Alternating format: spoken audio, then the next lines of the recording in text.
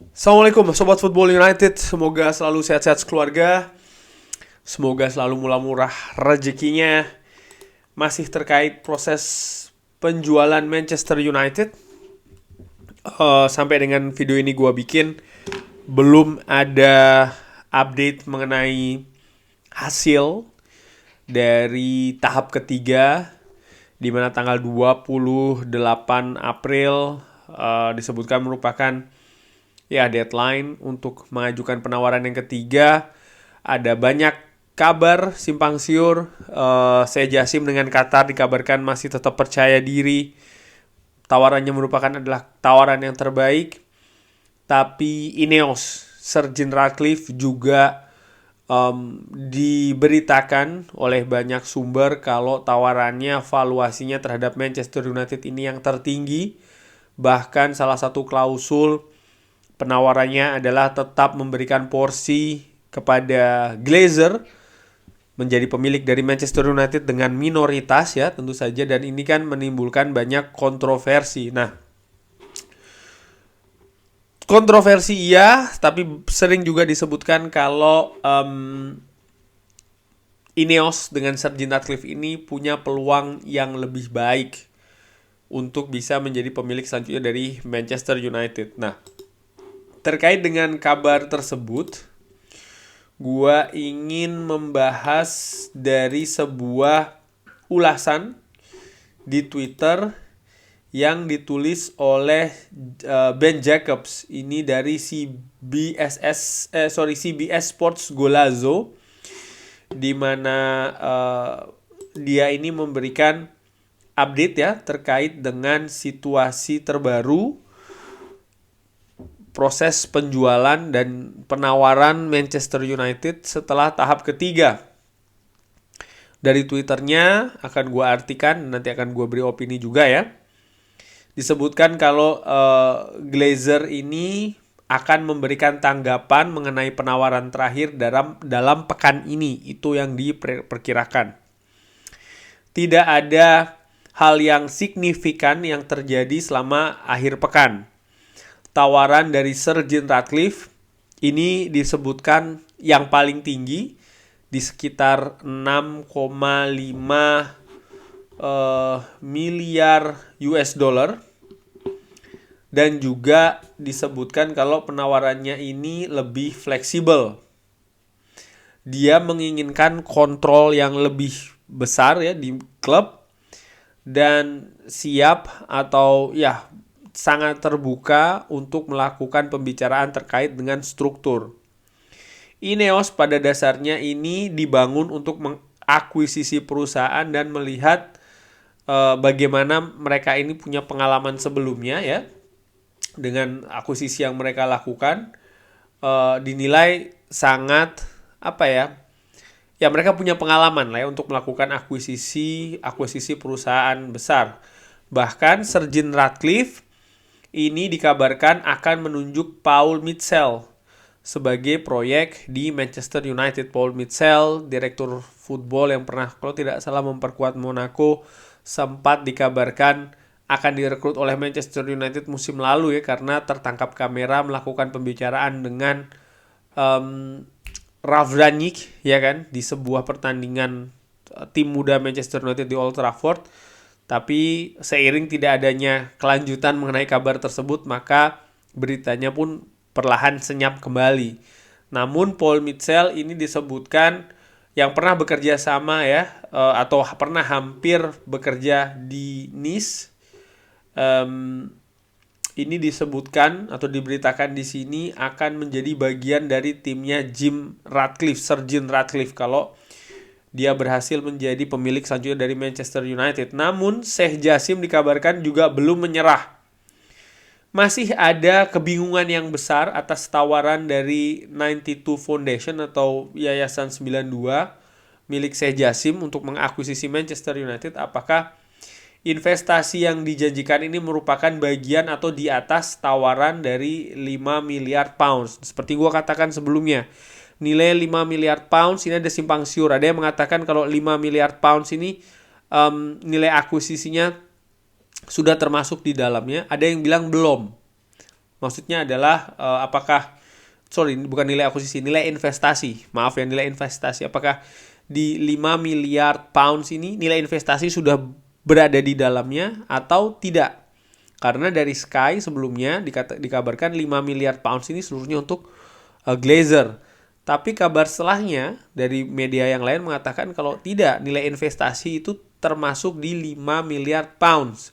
Sehingga akhirnya nilai valuasi dari Sir Jim Ratcliffe, kalau modelnya seperti itu, ya, yang menjadi yang tertinggi. Namun dikabarkan ya, Sheikh Jassim masih belum menyerah nih. Dan dari sumber di dalam mengatakan kalau ada tawaran ulang yang siap untuk dilakukan ya oleh Yayasan 92 ini, 92 Foundation, untuk bisa memperbaiki tawaran sebelumnya.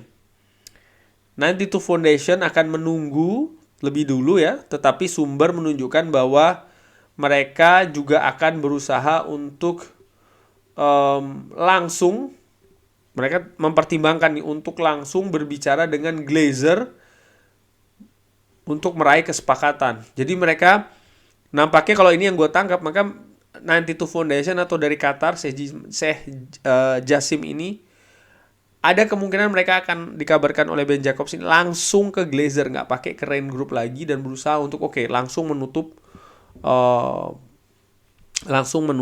tawarannya. Dan menurut gue nih luar biasa. Ini berarti dua hal. Mereka, seperti gue katakan ya, ini juga disebut di sini kalau mereka akan menyingkirkan perantara, artinya Rain Group ya, tapi mereka akan langsung berurusan dengan Glazer. Dan ini menurut gue tentu saja cukup unik karena ada Rain Group kan yang ditunjuk oleh Glazer sebenarnya untuk ya sebagai kepanjangan tangan dari Glazer dalam kaitannya proses pembelian Manchester United. Tapi nampaknya Qatar ingin langsung nih berusaha ya untuk melakukan deal tidak dengan Rain Group tapi dengan Glazer.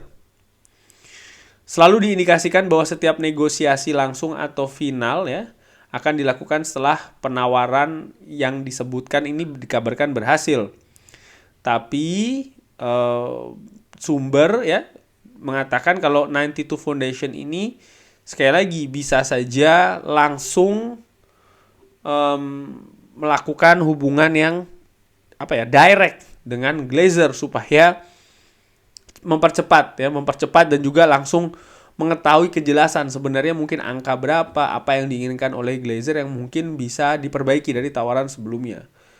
Poin kunci lainnya adalah nampaknya ini tidak boleh dilihat sebagai perlombaan atau persaingan langsung antara Jim Ratcliffe dan juga Sheikh Jassim.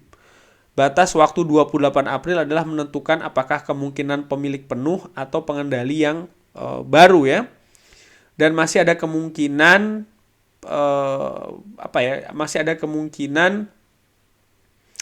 ada penawaran selanjutnya. Wow. Yang mungkin akan mendorong persaingan yang lebih sengit lagi di antara keduanya. Wow. Ini menurut gue kabar yang cukup menarik ya. Ternyata masih ada kemungkinan untuk melakukan tawaran lagi nih setelah 28 April. Ini berarti strategi lagi dari Glazer ya. Karena disebutkan di artikel ini atau di ulasan ini masih ada peluang ya. Setelah nanti ini akan disebutkan siapa kira-kira yang lebih dipilih oleh Glazer. Namun masih ada peluang untuk ya penawaran lagi di antara setelah tanggal 28 April sampai dengan sebelum ditutupnya atau diumumkannya ya oleh Glazer. Pekan ini disebutkan adalah kuncinya, merupakan ya kunci dari atau keputusan akan dilakukan. Bisa saja disebutkan nanti di awal Mei keputusan siapa yang akan menjadi pemilik selanjutnya dari Manchester United. Ada sumber juga mengatakan atau analisa yang mengatakan kalau Sheikh Jassim nampaknya harus menaikkan lagi tawarannya untuk bisa memperbaiki peluangnya untuk menjadi pemilik selanjutnya dari Manchester United. Ada banyak permainan dan juga taktik yang berlangsung saat ini. Dan keputusan akhir tetap berada di Glazer. Kurang lebih demikian. Mohon maaf kalau ada kurang-kurangnya ya. Tapi intinya yang gue bisa tangkap dari semua ini adalah nomor 1 tanggal 28 itu tidak final. Artinya oke, itu memang tawaran yang dimasukkan, tapi masih ada peluang untuk melakukan perbaikan tawaran sampai Glazer memutuskan ya finalnya itu seperti apa. Dari situ terus gue berpikir berarti bisa jadi apa yang dikabarkan di media ini ya, simpang siur dan lain-lain, ini ya bisa jadi juga bagian dari strategi Glazer untuk bisa mendapatkan penawaran yang lebih tinggi lagi yang tentunya sesuai yang mereka inginkan. Itu bisa saja terjadi. Nah, kalau dari situ gue justru melihat jangan-jangan ini ya kabar yang mengatakan kalau Sir Jim Ratcliffe ini yang terdepan dan lain-lain, bisa saja ini dalam rangka untuk bisa atau membuat pihak lainnya, dalam hal ini adalah Qatar, untuk menaikkan lagi nilai tawarnya. Karena ya strategi yang menurut gue yang paling masuk akal dalam tanda kutip dengan apa situasi saat ini, ya kembali lagi dengan mengatakan kalau Sir Jim Ratcliffe yang lebih unggul adalah untuk memacu pihak lainnya yang disebutkan tidak diunggulkan ini untuk bisa menjadi unggulan dengan cara apa ya, memperbaiki, menambah lagi kan nilai tawarnya. Yang menurut gue lebih masuk akal dibanding sebaliknya. Artinya kalau seandainya sekali lagi justru di media ini dikatakan Qatar yang unggul, lalu diharapkan Sir Jim Ratcliffe ini akan menambah dan melihat bagaimana sumber daya yang mungkin tidak sebesar Qatar, nampaknya kan agak sulit bagi Sir Jim Ratcliffe untuk bisa menyaingi tawaran dari Qatar, bahkan cenderung untuk ya mungkin mengalah saja untuk Qatar. Bisa jadi demikian. Ini salah satu analisa gua. Tapi ada juga kemungkinan yang memang seperti inilah keadaannya, bahwasanya memang Sir Jim Ratcliffe ini memang di atas atau di depan daripada Qatar. Walaupun ada kabar lainnya juga yang mengatakan sebenarnya nilai tawaran dari Sir Jim Ratcliffe maupun juga Qatar ini kan sifatnya sebenarnya rahasia. Jadi ya tanda tanya besar juga kalau bisa bocor sampai ke media, katakanlah jumlahnya si ini sekian, si itu sekian, apalagi sampai strukturnya seperti apa. Ini kan sebenarnya tanda tanya besar. Sebelum gue bahas lebih lanjut, gue ingin menunjukkan ini dari Center Devils. Kalau disebutkan valuasi dari Manchester United itu sebetulnya berapa sih dari beberapa entity di dunia ya. Dari Forbes, salah satu media finansial terbesar di dunia menurut gue, ini memvaluasi Manchester United itu ada di 3,7 miliar pounds. Oke. Lalu juga Financial Times ini bahkan lebih rendah lagi, hanya 1,3 miliar pounds. Sementara Football Benchmark ini ada di 2,4 miliar pounds. Chelsea harganya sekitar berapa kemarin waktu dibeli sama Todd Boehly? Sekitar 2, sekian miliar pounds. Saya katakanlah 2,5 miliar pounds. Itu Chelsea. Maka menurut Center Devils, harga seharusnya yang fair untuk Manchester United ada di sekitar 3-4 miliar pounds. 3-4 miliar pounds loh ya. Sementara Glazer ini inginnya 6 miliar pounds. Jadi nilai yang diinginkan oleh Glazer itu memang betul-betul di atas dari valuasi market dari berbagai sumber. Menurut gue jelas ini ya, Glazer orientasinya betul-betul duit. Dan dari sini sebenarnya kalau gue lihat ya, maka tawaran yang diajukan oleh Qatar dengan katakanlah 5 miliar pounds ini sudah sangat tinggi sekali loh. Apalagi kalau strukturnya ternyata 5 miliar pounds ini seluruhnya untuk Glazer. Artinya di luar pelunasan utang, di luar komitmen untuk investasi ke klub. Maka 5 miliar pounds ini sudah betul-betul sangat banyak. Walaupun demikian, sempat juga dikabarkan sebelumnya kan kalau Qatar ini akan atau sangat serius dalam hal mengakuisisi Manchester, tapi mereka juga tidak akan menuruti saja apa kemauan dari Glazer karena mereka juga punya valuasi sendiri. Dari sini gue juga berpikir ya wajar sih ya Qatar tidak mau dalam tanda kutip melakukan penawaran dengan gila-gilaan karena mereka juga mungkin melihat valuasi-valuasi dari berbagai sumber. Tentu saja Qatar juga punya valuasi atau ya punya lembaga yang melakukan valuasi ya, artinya membantu memberikan informasi berapa sih harga dari Manchester United sendiri.